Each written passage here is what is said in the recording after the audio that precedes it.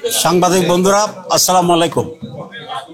আমরা প্রায় 32টা দল আছি, এই জন্য ব্রিফিংটা শর্ট হইলেই সকলের জন্য সুবিধা, আপনাদের জন্য সুবিধা। তো কিছুটা তো আলোচনা হয়েছে আজকে, যেটা আপনারা বলেছেন তত্ত্বাবধায়ক সরকারের ব্যাপারে আমরা একমত আছি সকলেই।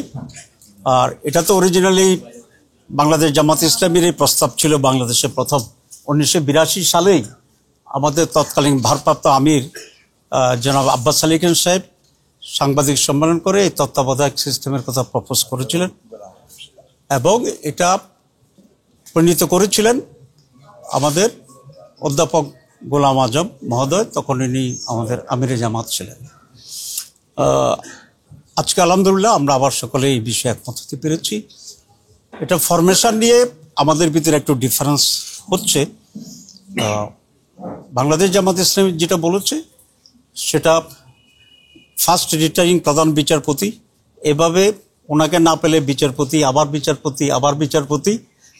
6th এসে আমরা বলেছি যে যদি এই জায়গায় আমরা কোনোভাবেই আসতে না পারি তাহলে প্রেসিডেন্ট সকল রাজনৈতিক দলগুলো যেগুলো পার্লামেন্টকে রিপ্রেজেন্ট করে বা এই নির্বাচনের পরে যেটা করবে তাদের সমন্বয়ে আলোচনার মাধ্যমে একজন ব্যক্তিকে প্রধান উপদেষ্টা করা হবে, যেটা আমরা 91-এ শাহাবুদ্দিন সাহেবকে আমরা সেভাবে সিলেক্ট করেছিলাম।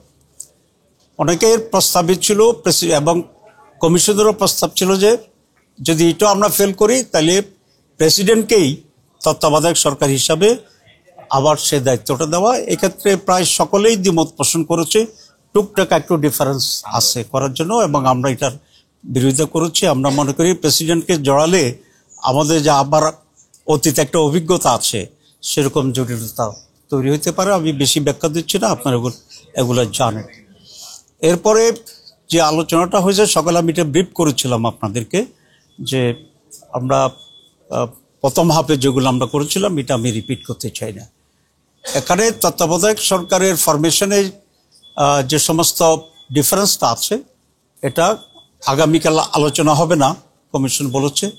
এই পর্যায়ে স্থগিত থেকে এটা পরবর্তী আবার যে আলোচনা শুরু হবে তখন এই বিষয়ে আমরা একটা চূড়ান্ত সিদ্ধান্ত গ্রহণ করতে পারবো।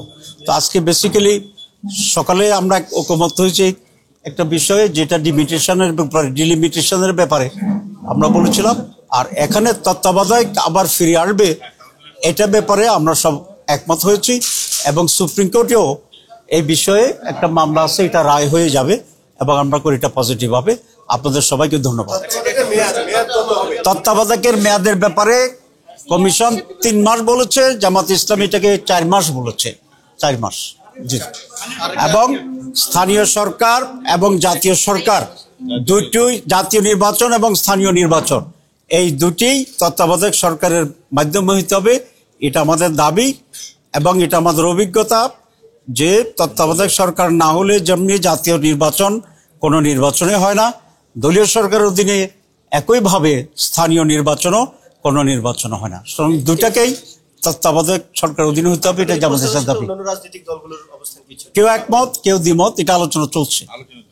ওকে, আরেকটা প্রশ্ন ছিল, বলেন। সেটা হলো গতকাল আমরা দেখেছি যে প্রধান দল বিএনপির ভারপ্রাপ্ত চেয়ারম্যান তারেক রহমান বলেছেন যে আপনারা যে পিয়ার পদ্ধতি নির্বাচনের দাবি তুলেছেন এটি বাংলাদেশের জন্য উপযোগী কিনা বিবেচনা করার কথা বলেছেন এবং আরেকটা কথা বলেছেন যে এটা একটা অস্থিতিশীল সমাজ এবং সরকার তৈরি করতে পারে। এই বিষয়ে আপনাদের মন্তব্য জানতে চাই। না, আমরা মনে করছি যে উনি যে বক্তব্য রেখেছেন এটা ওনার মত, উনি তো ওনার মত বলছেন, কিন্তু আমরা মনে করি এটাই সবচেয়ে বেশি উপযোগী এবং এটা সবচেয়ে বেশি রিপ্রেজেন্টেটিভ টাইপ হবে, সকলের অংশগ্রহণে এটা সত্যিকার প্রতিনিধিত্ব করবে এবং কালো টাকার প্রচার হবে, ফেসি শক্তির এখানে প্রয়োগটার এখানে কমে যাবে।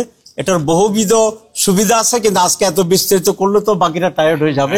আমরা এটা আপনাদেরকে ব্যাখ্যা করব, but we are in favour of PR.